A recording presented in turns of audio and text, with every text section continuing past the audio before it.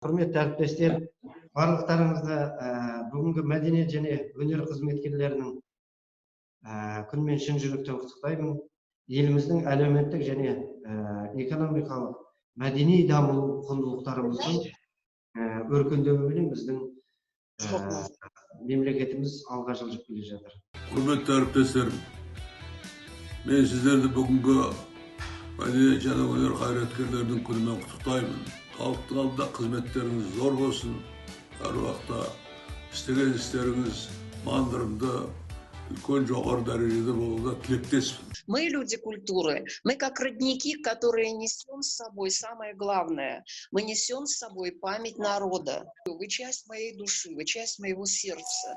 И когда я думаю о том, что вот мне нужно не прийти в академию, я думаю, что без меня академия пустая, и я без академии никакая, я тоже пустая. Я желаю вам всем здоровья, желаю прекрасного настроения в этот прекрасный майский день. И я очень хочу, надеюсь на то, что мы скоро с вами встретимся. Спасибо вам за все огромное.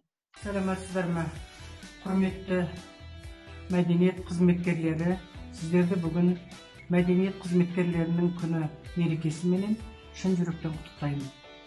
Әрине, біздің мемлекетімізде әлеуметтік экономикамыз бенен мәдениетіміз қатар дамып отырмаса, біз өзімізді ең алдыңғы қатардағы дамыған елдердің қатарына қоса алмаймыз. Уважаемые коллеги, дорогие наши народные, заслуженные деятели искусств, хочу поздравить вас с этим замечательным, прекрасным днем.